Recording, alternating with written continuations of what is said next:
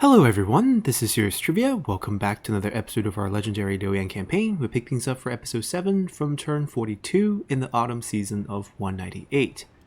So, as we hop back in, we're continuing our war in the south. We're pushing into the Nanman territories. We have united Jiangyang at the end of the last episode with our only army on the field. We will produce a second army, and we'll make plans for that very soon. But before we do that, the army is going to be pretty straightforward. We're going to be using Chen Gong, Liu Yan, and Liu Zhang. They're not going to like each other, but that's fine. And the reason why we picked them is because they all have fire arrows, and Chen Gong just leveled up, so he will also have flaming shot. And they're also the 3 remaining unique generals that we have in our court, so we would like to put them to good use.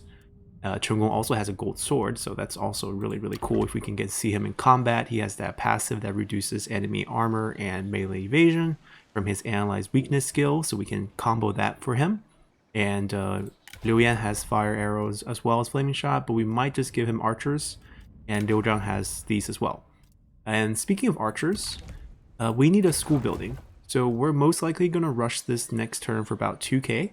And then pop in a school during the winter season so that by next spring we can have the school ready so we can learn private tutor, and that new army can have archers rather than archer militias, which is a huge upgrade. And it also will unlock the path for us to go more heavily into commerce in the future. So that's pretty good investment given that we already wrapped up the replenishment bonus down here. Alright, so that's kind of the plan we have right now.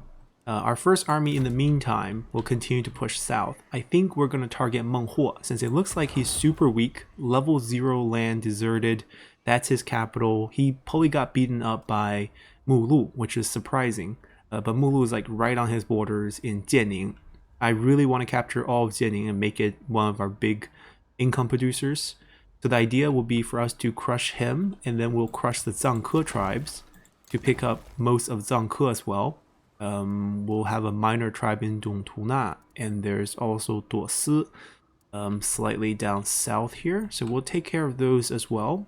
And once our second army is up and running, they'll come over here and we'll join them in crushing Lady Zhurong, which is probably the strongest Nanman faction that we have to deal with right now. So in the meantime, I believe we have existing trade deals, so I don't have to do anything with her, and we'll continue our food diplomacy with factions that we don't want to go to war with. Let's say Shamoke right now, we don't want to go to war, so we will just give them 1 food and ask them for a little bit of payment back. It doesn't have to be a lot, although they probably will pay like 200. Oh, much more generous than I thought. He doesn't have, well, 6,000 is not too little, I guess. Let's just consider him generous, maybe 500. Wow. We'll take that. And we can really just take a quick scan. Duosi and us are already at war, that's fine. A lot of faction want the non-aggression pack. Cao Cao in particular here is interesting. I've been trying to delay when we meet him because he can now scheme us. I might just give him 1 for free because it's 0. We're not going to reach him for the foreseeable future, right? We have all this land to conquer, and we're probably going to go north after that, so we don't have to do anything with Cao Cao for a long time. If he's willing to leave us alone, I'm more than happy to give him a deal. We're already supporting his legitimacy, so technically we're semi-allies. So if he's willing to pay us a little bit more, because I think he has cash stored up. Oh no, he's poor right now. We might wait then. Sun Ce willing to give food. He's sailing really close. He's going to take care of the entirety of Badong and maybe even conquer Fulin. So we have to watch out for that. It's going to be a small conflict, I guess. But in the meantime, maybe we'll supply him with just a simple food here. Maybe he'll give us like 250, maybe a little bit less. 190 maybe? Nope, 188, good number. Nope, 185, 182, 183. Okay, we'll take that. We just want to tie him down with a deal. He's kind of all over the place. We might actually expand upriver in the future, but not within 10 turns. The Nanman threatened to go, and the reason why we're so focused on them is also because we're trying to build up our imperial favor. everyone's pretty much at the top tier. Even we're at the top tier here. You can see that public order is still +1. Food surplus is what's really driving our growth, and obviously using this. So we're going to overflow. And because we're going to overflow, we might push our tax rate up a little bit. Because we can take it, technically. Basi might have a little problem. I mean, we have generals that we can use to farm the rebels. Oh, speaking of our generals, I do want to get rid of the tamers, because I feel like that bonus is never really going to come in handy for us. So I think for the 2 tamers that we got, they can leave. So we are going to fire the tamers. Bong here can leave. And you can leave. The other girl is a range bonus, novice captain, and also the wife of Wu Tugu, who has a kid in our faction. So we're going to save her. And we're going to pump up the tax once. I think that's going to cause the most issue in Basi. Right, everywhere else is pretty oh, actually, the fight between them two for who gets the rebellion first. We have 1, 2, 3, 4, 5, I guess 4 characters. That's kind of free. We can recruit more, obviously, as we expand. We have 1 assignment open. I think we can have our brother, who needs to level up to get more skills, do a commerce boost, which is kind of what he can do. Recruitment costs. Not so interested in that. We can't afford it. If we're doing a commerce boost, the best place might be Jiangyang, because it does have the timber going on there, but only 100. Here we have 135. It's low everywhere. Yeah. I mean, wherever he is happy. He's not happy here. Is he happy here? Okay. So just level up here. And we can summon... Yeah, we have more than enough characters to farm rebels. I think we're going to summon her out. I do want her to gain some levels. They're both going to lead armies. Actually, I should probably check if they are willing to get along with each other. Yes, they are. Wonderful. And we can get rid of these troops. Not going to keep any of these Nanman units. They're interesting, but not that great. We're going to go with more Han units. And the Assassin Girl. Perfect. So this group can work together. Who has the least satisfaction? It's definitely her, so she is going to stay in the lead position. Because leaders of armies get satisfaction boost due to our army bonus from prestige points. And I think that's going to be it with our food diplomacy. And speaking of our food diplomacy, I do want to mention something of interest on the map, a little bit of trivia for the episode. So here we have what's called Dujiangyan Canal. I don't think technically this should be considered a canal. This is more of a semi-dam. This is built on the Minjiang, or the Min River, being shown here. And this river historically is very vital to the agricultural output of the Shuba region. So you can see that it flows down from a mountain here, and this mountain here is called Minshan, which is why this is called Minjiang, or the Min River. This is the Mount Min. And as it flows down, it goes south, and you can see the land. You can kind of tell it's represented pretty nicely. On the left bank here, the land is higher, right? You have the mountains going this way. And then on the right bank is the floodplains of, we call them Chengdu floodplain, right? From Chengdu, this is Chengdu's floodplain.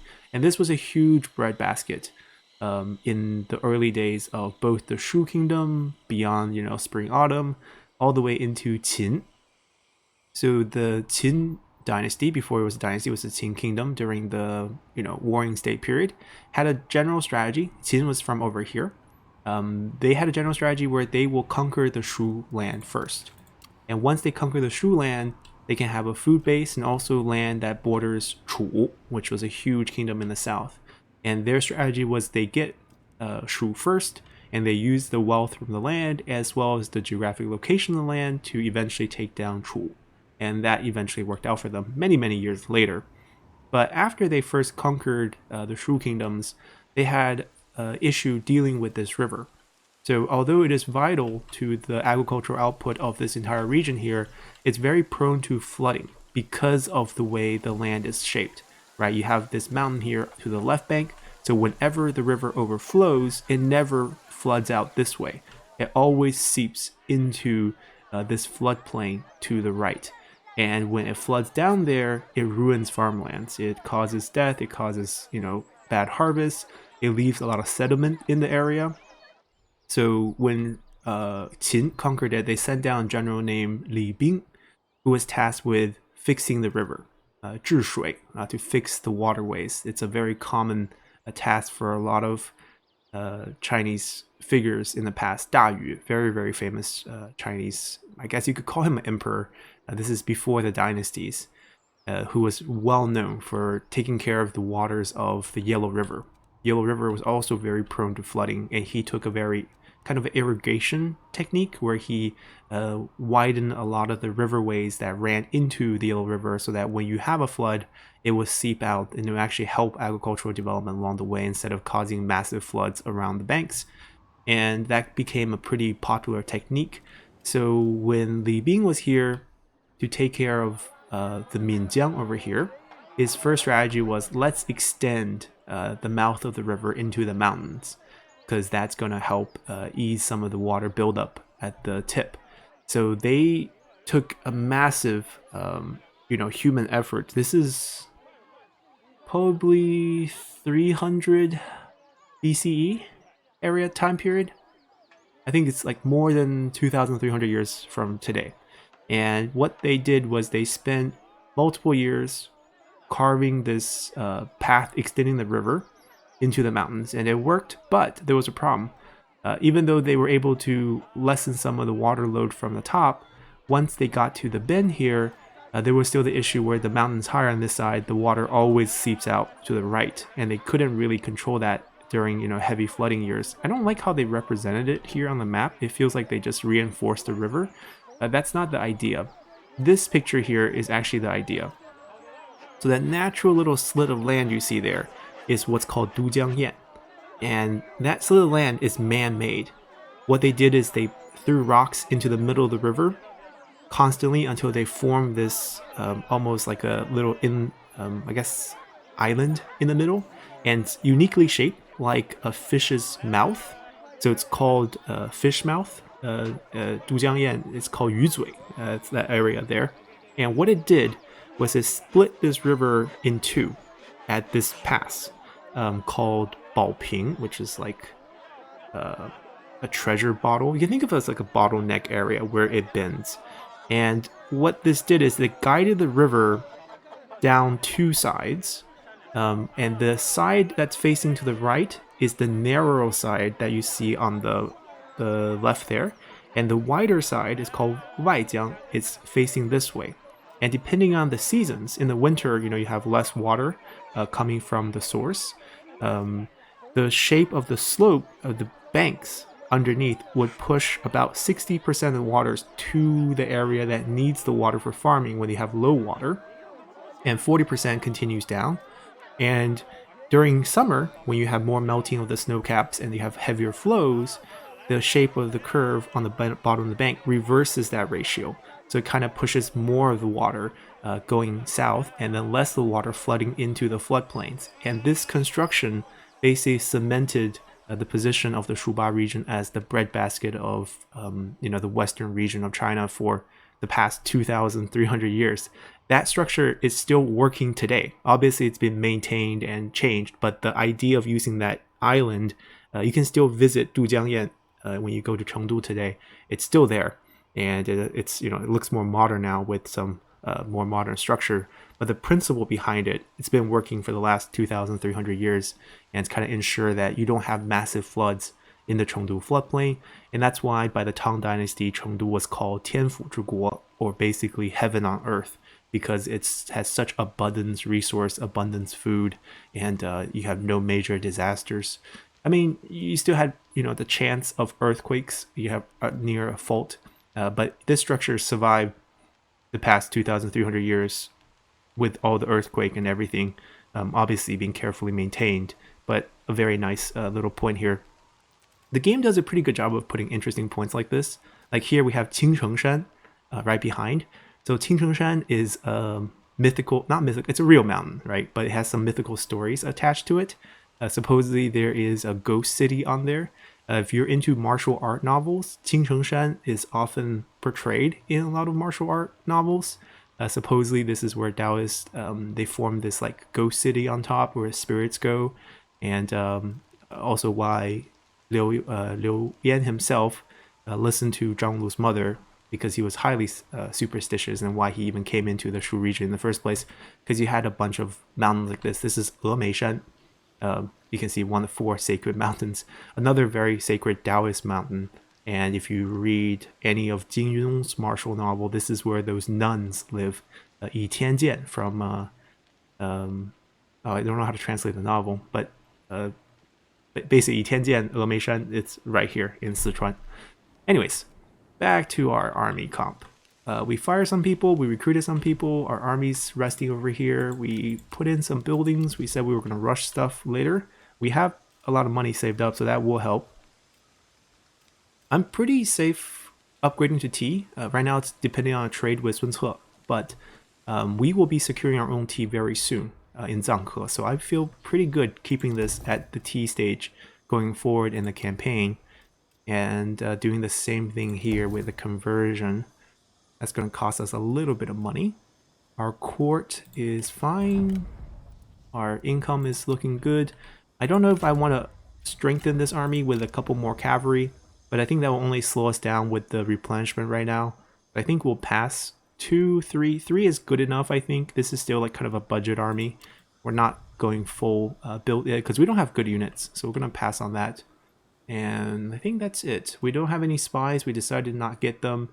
When we get to Marquis rank, we might add a few, because now we have more contact with other factions and we can actually afford them.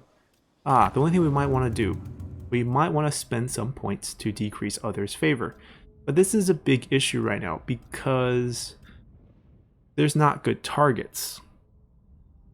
Like, we're just going to make someone angry at us for decreasing them, but it doesn't really bring us any benefit, because we're not fighting any of them. So I think we'll pass. If it overflows, it overflows. So let's continue. Alrighty. Coalition forming time. Wow. 孔融公孙瓒, Cao Cao. Interesting. 朵斯 pieced out, but Zhangke tribe just got hit. They upgraded to 1, which is nice. 2 elephants. That's kind of what we have to deal with. Meng Huo is not on the field. Feels like he got wiped. Okay. I mean, 2 elephants is tough, but I think we can deal with it. So at this point, do we want charge negation on the front line, which I think is vital against tigers and elephants. That way these units can stand up in the fight. Yu Jin will have to wait to get himself stronger, unfortunately. Alright, let's move that army over here. It's a difficult path to travel there. We'll probably launch an attack in summer, looking like that. We might march next turn, because I feel like most people will be full healed. Right, we might just march to the edge next turn.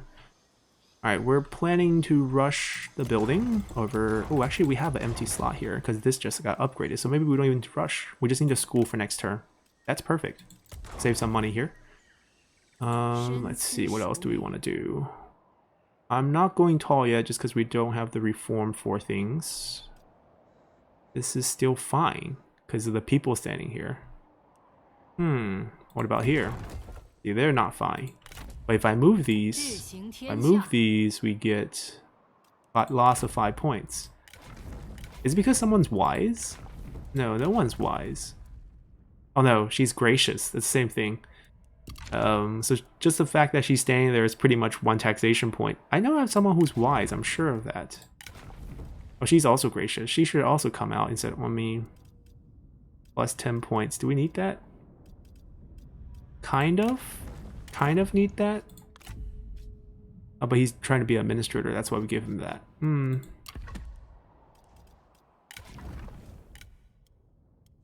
The Jiangyang is going to be lucrative, so I think maybe we can give him a title for commerce. Jiangyang does. Zhangke will be better for that. We'll wait. Because I kind of want to summon. Let's get the second army that we want to recruit out and ready. I'm picking the wrong places. I want to go here, so the farm is probably the best place. Yeah, they don't like each other. No one likes each other in this army. This is gonna be one crazy army. Well, he's gonna die soon. That's one less person. Maybe one of them will re-roll some of the traits, hoping for a good faction council, and then we'll be better off that way. No one has reach, but he's closest to reach, so we'll let him lead.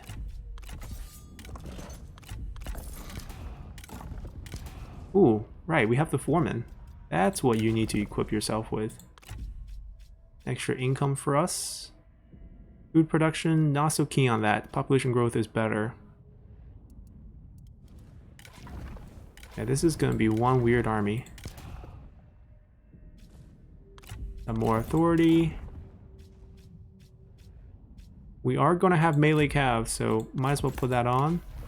You are leader bonus. You are administrator bonus. Okay, so these are fine. And this group is gonna get their own army next turn. They're here to farm rebels. That leaves us with 3 characters who's doing nothing. Well, actually 2 of them are on assignment. 1 character is doing nothing, so we need to find 2 more friends. And then we can summon people out here. We're out of deployment slots. No new characters this turn. So they moved. All the buildings have gone up, I believe. I think our construction bonus ends this turn, so if we want to build something, like now would be the time. I'm not converting that yet. Yeah, most of our income is going to reset next turn because we're going to lose the 200 to industry, so it's going to drop quite a bit. We'll see how things are.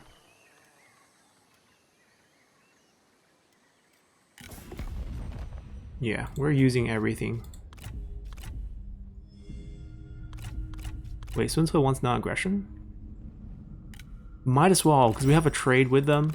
So it's basically the idea is if we want to attack him in the future, which we do, we would have to cancel deals with him anyways. So we might as well get paid while we have this relationship.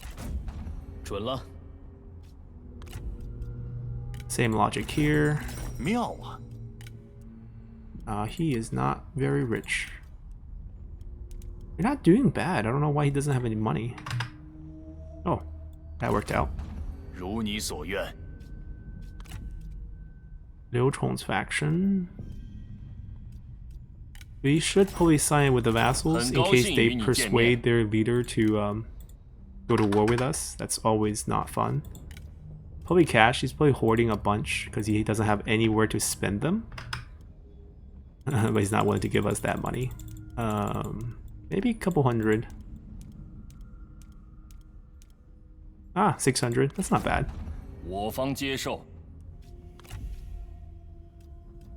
Same idea with Cai Mao. We'll give him 1 food. The last thing we want is like a good relationship with Liu Biao being coalition and then being asked by his vassals to declare war on us. He's not even rich. Maybe we can get payments for him then. No, both bad ideas. He's just very poor. He has a livestock farm, I believe. It's much worse than Huangzhu, who actually has like a full commandery. Maybe somewhere here. Come on. There we go. Alright, we're maxed out here. I know we have maximum favor, but as I said, there's really no one to really injure here. I mean, I could, but he's so high up. It doesn't, I mean, okay, fine, we don't overflow. We're still highly efficient here at 93 next turn, so if he declares war on us, it's okay, we'll fight him. It's the cheapest it's gonna be. We have the food for it. Yeah, let's do it, because we have the discount going, which is the only reason why. Let's continue. They also want to pay for I don't really care about you at this point. Like, do you guys have items that you didn't equip because Liu Chong's dead? Marshal Ji. It's a weird item now, because it's only going on champions. I don't want to pay for it. No, no thanks. Alright, because we have our own, you know, weaponsmith and armor smith, so there's like really no point for us to... What? Lady Drone's gone? There goes that really strong faction mechanic. Yeah, that's good news. That's great news. Okay, so we have surplus market here on her, which is pretty good. Her trait's not great, but we can probably use surplus market. Not gonna lie, that's not bad. Pass. Local hero. He's kind of counterintuitive. We use him to farm rebels. He just increased public order, which means we can, you know, get less efficient in terms of that. Left Shirsia. I mean, they're all safe. They're all safe recruits.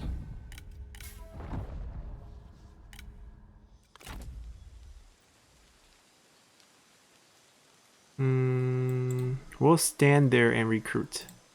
That way we get a little bit extra replenishment. Or, yeah, 2% more. And then the school building can be destroyed at this point. We don't need it. Alright. This is where things get interesting. New character, population. I like that one. That's gonna be handy. How do they know we're gonna recruit a new army? Well, I guess we made it a little bit obvious here. So, archers. So I think for him, it makes sense that we give him perhaps the trebuchet and then the Dongzhou Bing, because, you know, it's Liu Yan who set up the Dongzhou Bing in the first place. And then for him, I think we're gonna do... Oh, actually, hold on. We can get the discount going here. So we're gonna start with General of the Left. And we're gonna pump out the same army. Cheaper now. Do we want to splurge for that? I think these are fine. I mean, it's basically a front line that we need from him. And then these can also shoot fire arrows. And then here is the archers that we wanted to finish up the rest. I think that's pretty strong going to Naman territory. A little bit lacking on cavalry, but I think it's fine. Enough fire arrows to kind of win us the day. And then after that, you are in Basi, correct? So we can do something like public order boost, peasantry boost. I'm gonna take public order boost, actually. Right, and that way we kind of like are not gonna get rebellions anywhere for a while. Like I can even pump out the administrator there. He needs to go back to farming duty. Actually, he doesn't have to. He actually doesn't have to. Because we have the new... Yeah, he doesn't need to level up anymore. So in that case, we just summon him here. And we'll find them a third. We don't have to recruit one. These aren't that attractive. And then two of them step on that. And I think we should fix... Oh, they don't have much of an impact on the public order. And that's fine. I mean, we could totally just recruit him and reverse that. Not him. Oh yeah, local hero. That's the guy. He's 41, a champion. It's like administrator skill tree, but then like combat traits. Actually, no. Administrator traits as well, charitable. Sure, maybe Cang Wu can use him. Planning way ahead here. And they get along, so that's a win. And immediately we have no issues anywhere. Except for Bot, but by that time we'll be okay. So the war against Meng will be much more interesting now that Furon's confederated. Can we reach? I think we can, so I don't need to do anything crazy here in terms of being on march. Yeah, we're good. Population growth, peasantry income boost. We almost have no money. We mentioned how the industry disappearing and also reducing industry and commerce by 50% to boost peasantry for us isn't optimal, but the population growth is really good, so we'll take that. Now, do we want to do something like this? Doesn't give us much more money. In terms of public order, that's going to be a rebellion spot, that's going to be a rebellion spot, that's going to be a rebellion spot. We just don't have... Alright, and all of these... Yeah, it's not worth it. Just for 500 more income. But we need the -6, I think. Yeah, and we're still gaining 3 per turn. We're fine. They just need about a turn, and then they probably need to take 2 turns of walking, so that should be the 3 turns without the mustering. They should be fine. Alright, let's continue. Oh, Duosi slipped out of nowhere and is fighting our copper mine. We're gonna show them what it means to get looped by the Han strategist. Good luck. Alrighty, so we're clearly not at full strength, and that's fine because we're not playing this to win it. We're playing this to not lose. We have battle timers on our side. So what we're gonna do is split our groups into the slow team and the fast team. And the fast team job is to not route and run behind the mine because there is land behind the mine. And you can just stall out the enemy that way, and the slow team will just be here to cause casualties, I guess. Because we don't want this army to be running around too much. So I think if we want to do the most casualty, we still want to be over here. We want to draw them over here. So let us start. Their job is just to go behind, making sure we don't lose. Their job is to make them fight us over here, so that they get shot for the longest time possible. Hello guys, fight us. Fight us. Fight us over here at the edge of the doors here. And their job is just to not route and survive. Yeah, we're getting shot by some slingers, but that's not... See, they're getting dragged across, which is kind of what we want.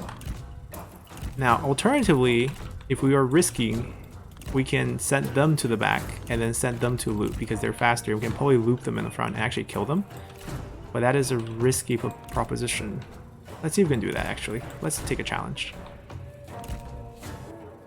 So we would just like alternate them, have them hide, and then have them kind of march out, loop them that way. We need to attract their attention, basically, which is not hard to do, actually. Non-man units obviously lack one thing, speed, because they're all infantry. If they have, let's say, tigers, then it's a different story, but they don't, so... Come on. Come back, come back.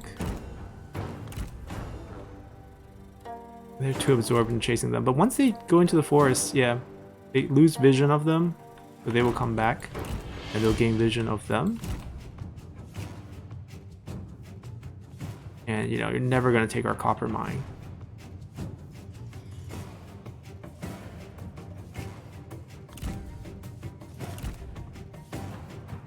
I mean, the way they should fix this is make all these points victory points and have the AI program to try to take the point for the win when they fight siege battles.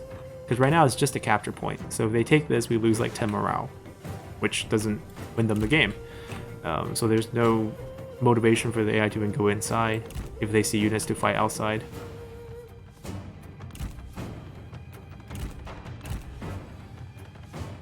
But yeah, we can do this to them. I'm gonna drag them out a little bit more because we have a lot more firing rate areas, you know, as long as they're in the coverage. And then we just loop this way. You don't have to loop a full circle, you can do like an oval shaped thing. As long as they stay in the range, as long as you have faster speed than them. And then you just want them to walk back.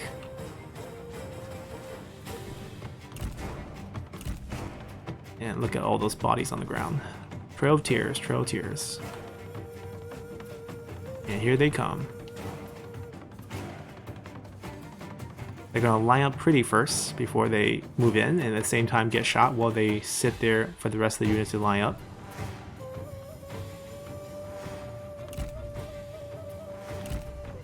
And since they're not, you know, the Yunnan tribe or Zhurong's tribe, they have really no fire weapon either.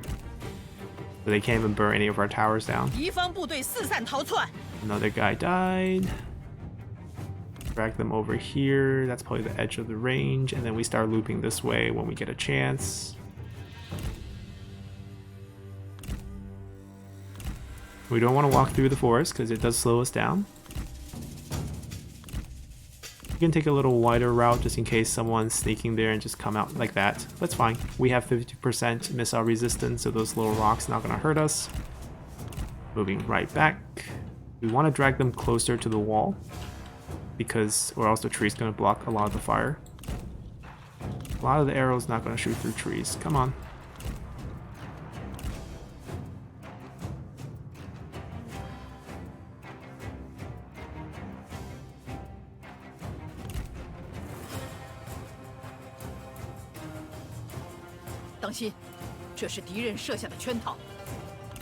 Meng is known in romance for being a poison user, relying on his 4 springs of poison water to just stop armies and not fight them. And we're known for our 6 towers, right? The Han 6 tower formation, where you just drag enemies around and you don't fight them and let the 6 towers do damage.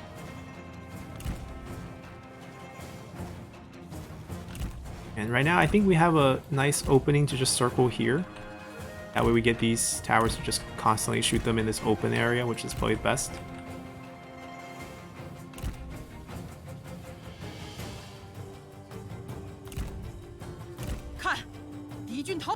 Yet another flees.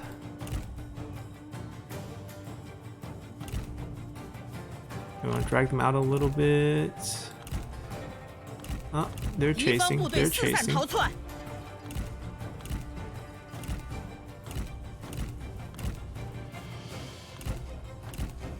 Ow. Poison. Uh-oh.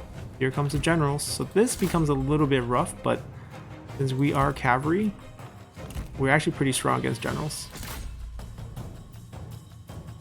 We just don't want infantry to get us, so we want to rout them. Don't really want to kill them.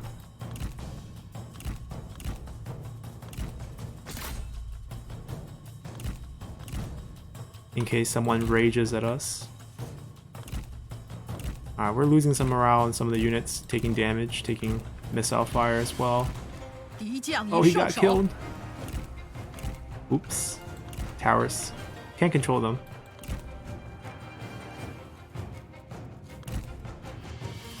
Right, so if you guys think the time limit is for my benefit, it's really for their benefit. Give me infinite time, and I'll make sure they're all dead.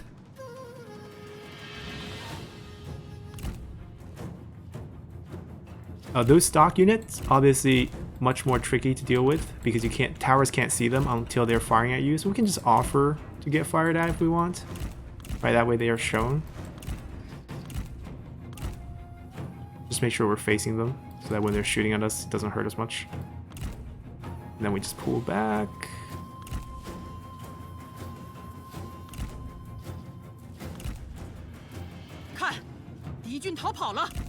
And eventually their morale will falter.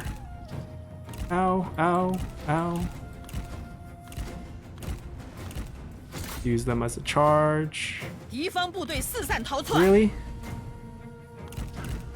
Route. Hello. Shoot at us. Appear on the map and shoot at us, or else your leader gets shot. So many hidden Vipers. They actually are strong. Ow. Okay, they wiped us out. That's fine. We have all of this. Come back. And fight them. Oh, we should have threw traps on the ground too.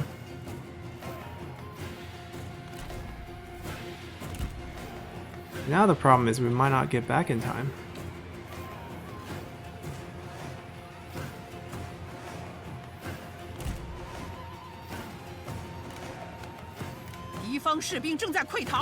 But they mass routed, so we win. Alrighty, let's see if we captured anyone. A burned officer, thank you very much. Now I have to say he's quite sneaky in how he got out over here, because he doesn't have any land here.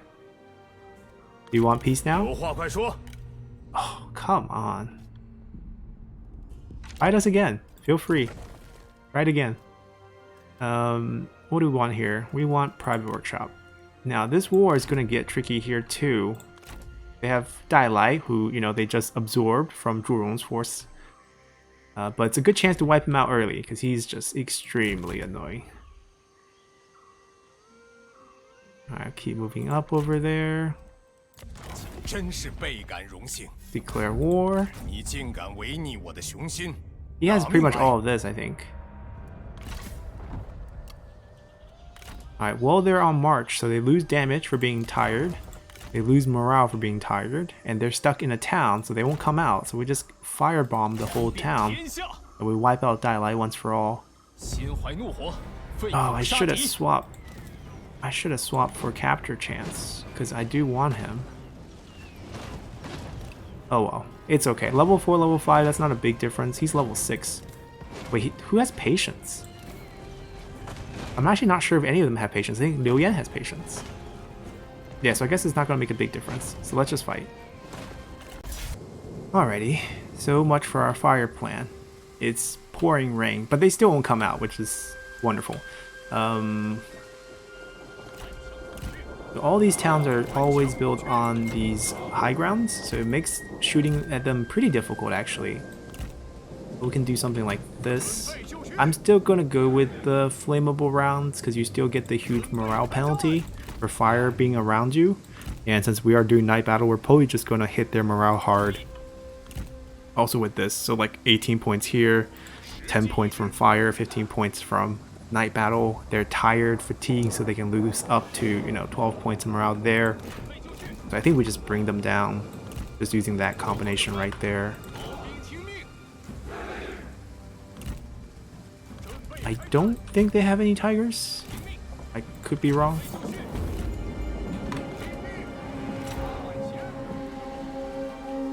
Oh, they're on the hill. They can actually shoot at us. I forgot about that. Back off, back off, back off. Move back, move back. You get more range when you're on high ground. But I do want to charge up and start roaring. That just speeds up the morale hits so much faster.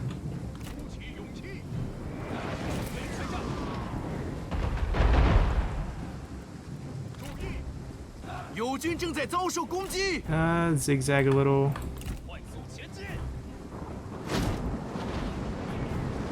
Never mind, too much work. Just get in there, you'll be fine. There's enough fire on the ground. I think we have scare as well. Yeah. And then good night.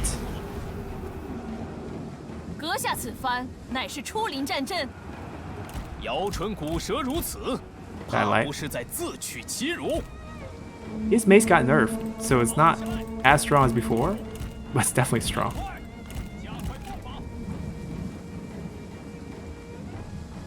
He's gonna capture it back, it's fine. Oh, or is he? Oh, he is. Alright, people are coming back. Gather up, gather up. Another shot, another roar.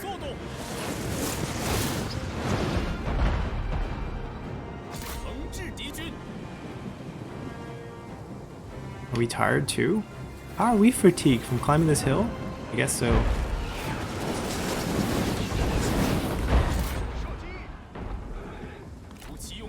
Alright, no roar, but we got the scare going, which should be enough to rout some.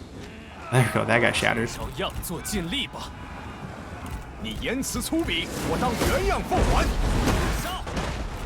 Stop for a second.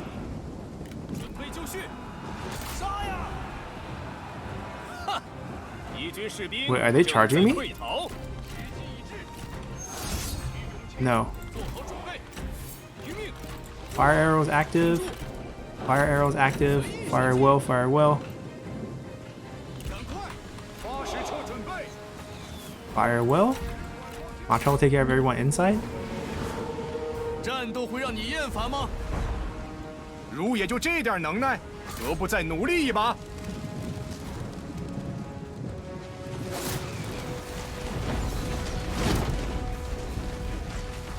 Wait, really? They're actually charging at us? I'm very shocked here. Wow, they charged right into the cavalry formation. Alright, everyone back off. Stop shooting. Stop shooting. It's gonna be a lot of friendly fire. Everyone move away. Cavalry, kill Dailai, please. Oh, he routed. It's fine. Let him route. See if we can capture him. Injured Dailai. Oh, what did she use? What ability did she use to... I mean, I understand splash attacks, but how do you destroy 3 with 1 splash attack? Stop that, stop that. What did you use something? No way, like how did he crush 3 of them? 4 of them? Oh, we killed him. Okay. Yeah, the problem is once we kill him, we get the heal and the anger. That's probably the wife. Lock down her ability. Poor guy. Alright, Machao, finish them. Just a roar away from winning. Yeah, kill her. No mercy now. Good night.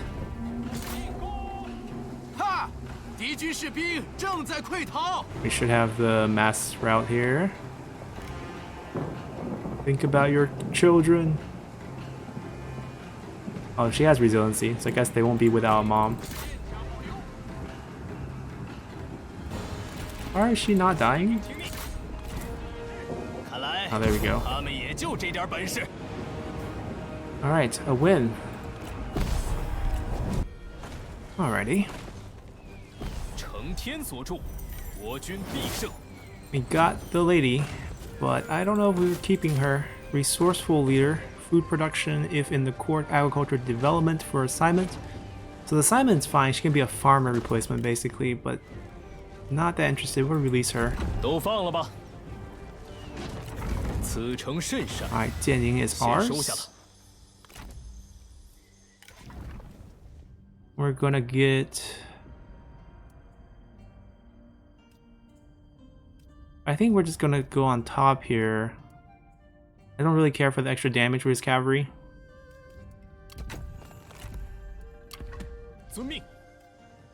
Not a bad building.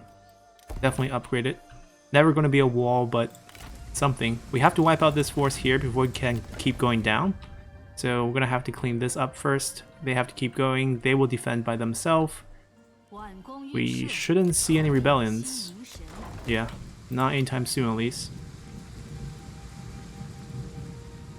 We could just exempt that because it doesn't impact weapon production at all.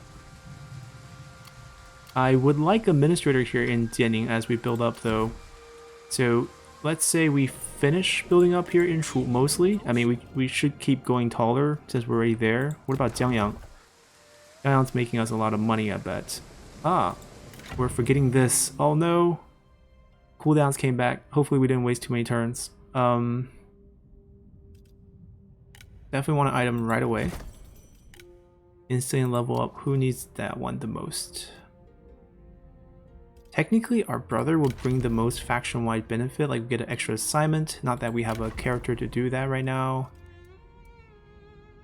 Oh, range bonus. Wow. With Burnt, he's gonna be great. Xiyuan. If not him, then maybe Ma Chao. Right, we'll just make Ma Chao super strong. And the higher level he has, the better capture we can get. Yeah, Luger did have patience. Oh, this is a must-have. So Luger is gonna get it. Oh, we can even level up babies. Super baby when they come of age. The next settlement will be built right away. So I think we can get this first. He has almost no items, I just realized. I mean, honestly, not anything good on him. Yeah, there's really not much we can give him.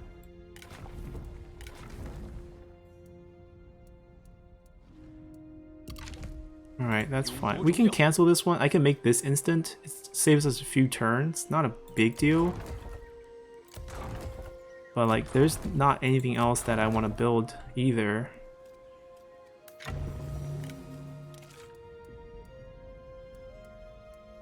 Capital of Jianing called Weixian. Okay.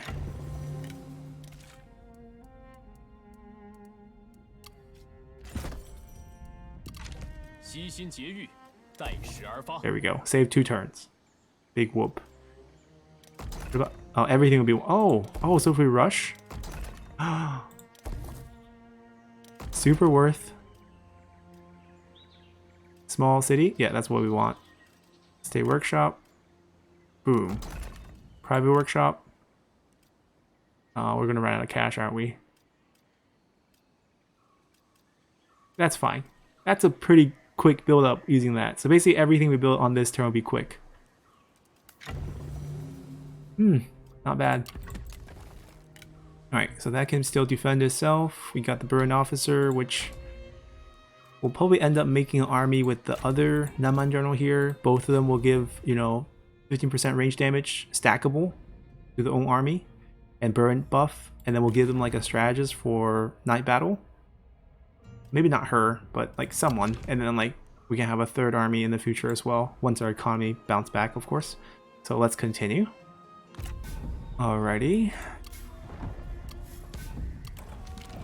Ooh. Improve our relationship with Liu Yan or with Chen Gong. Liu Yan's gonna die in the future, so Chen Gong it is. Maybe this army won't hate each other after all.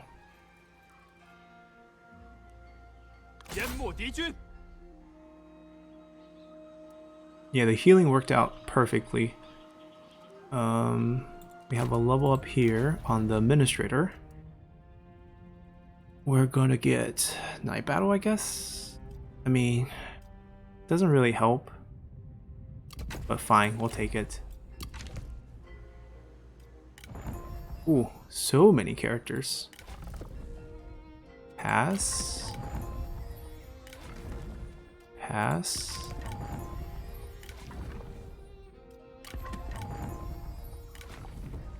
No. Just looking for good traits. Don't see anything that stands out.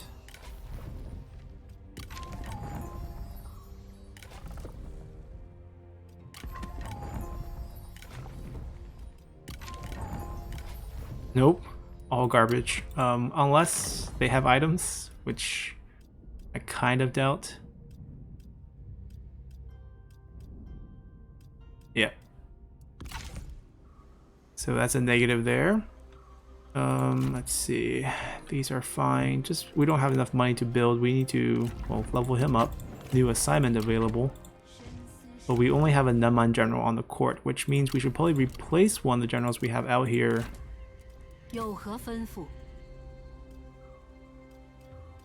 Alright, I can just swap her for him. Well, that's a little bit expensive. That's all our cash, but I do want him to come out. And that way we can have the other general as assignment character next turn. We have to make most of our money by fighting. So they can't get back over here anytime soon, and we can probably hit them, but they might run away. Maybe we set up an ambush right outside. That might be a better play.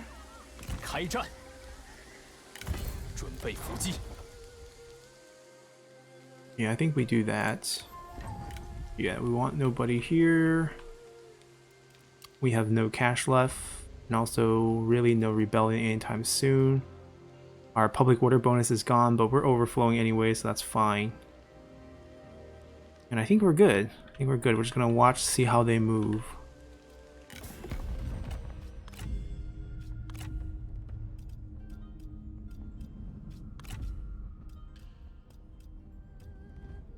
I'm not sure if I want to give them military access.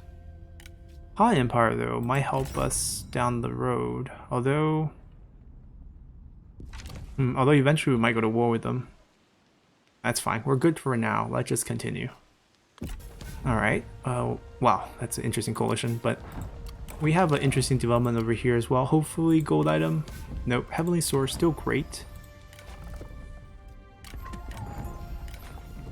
We're not getting interesting characters here, though. They sent an army over here to die. We can't reach them in one turn, but like once we do, we should be able to take that. Down here, Mulu did the favor for us by taking this out. That means we can focus this army to wiping this threat out here and maybe finish up Zhangke as well. That way we can just turn down and attack Mulu from over here and then sweep around, join up with this army from this direction, and be an easier fight than having to go 2 different ways here with this one army. So that's going nicely. You can see most of the Han factions love us. Our neighbors are friendly. The Nanman infighting is giving us a good opportunity to just take them out. The marriage kind of reduced the Nanman power because you have, limited number of army slots in one faction. We have 2 factions, hard to deal with, especially Zhu Rong's faction is a lot stronger than Meng Huo's faction mechanically. So we don't have to deal with that. So the rest should be pretty straightforward. It'll take us a while just to get through all these territory and get them all. But once we have, the spice trade running, the economy boost from all these nice commanderies, and also the rank up, we can get more administrators. We should have things up and running strong enough to challenge some of the Han neighbors that we have who right now just love us, which is great. So hopefully you guys enjoy this, and we'll see you all next time. Bye!